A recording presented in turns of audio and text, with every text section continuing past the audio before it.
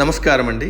అంతర్యామిలో ఈరోజు అంశం పొందిగ్గా విఘ్నతాయుతంగా మనకు అందించిన వారు ఎం వెంకటేశ్వరరావు గారు. వినిపిస్తున్నది మీ విజయభాస్కర్. సమయం సందర్భం తెలిసి మాట్లాడటం సంస్కారవంతుల లక్షణం.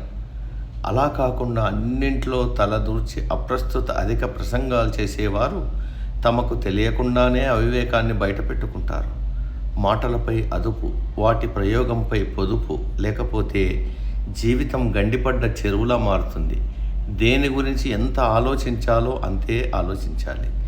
దేని గురించి ఎంత మాట్లాడాలో అంతవరకే మాట్లాడాలి.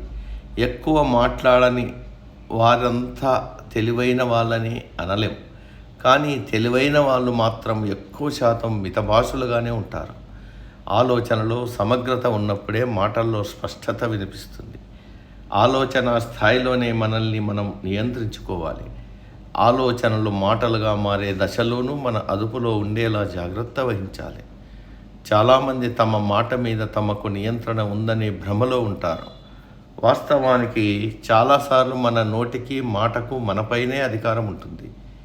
ఏమి మాట్లాడబోతున్నామో తెలియక మాట్లాడిన తర్వాత నాలుగు ఖర్చుకుంటాం. ఒక్కోసారి మనం అనేసిన మాటలకు మనమే ఆశ్చర్యపోతుంటాం అన్నారు రమణ మహర్షి. విఘ్నుల దగ్గర చెప్పేందుకు విషయం ఉంటుంది కాబట్టి మాట్లాడతారు. అయితే మూర్ఖులు ఏదో ఒకటి చెప్పాలని కల్పించుకుని మరీ మాట్లాడుతుంటారు. యక్షుడు ధర్మరాజును మానవుడికి సజ్జనత్వం ఎలా వస్తుందని ప్రశ్నించాడు. ఇతరులు తన పట్ల ఏ పని చేస్తే, ఏమి మాట్లాడితే తన మనసుకు బాధ కలుగుతుందో, ఇతరుల పట్ల అలాంటి మాటలు మాట్లాడకుండా ఎవరైతే జాగ్రత్త పడతారో వారికి సజ్జనత్వం సిద్ధిస్తుంది అన్నాడు ధర్మరాజు.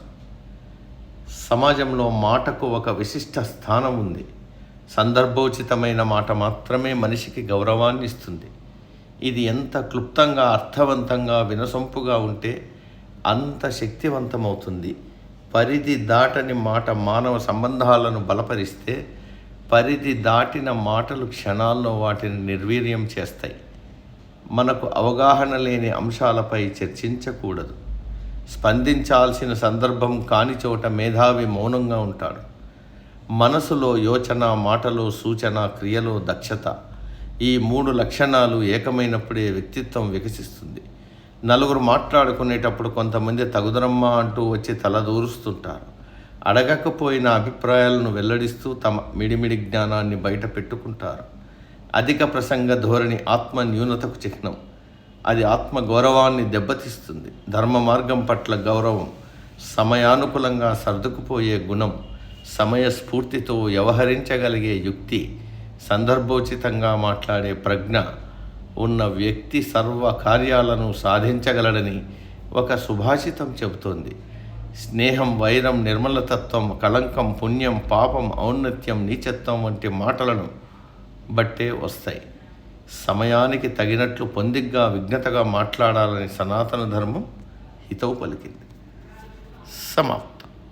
సర్వే జన సుఖినో భవంతు. అందరూ బాగుండాలి, అందులో మనం ఉండాలి.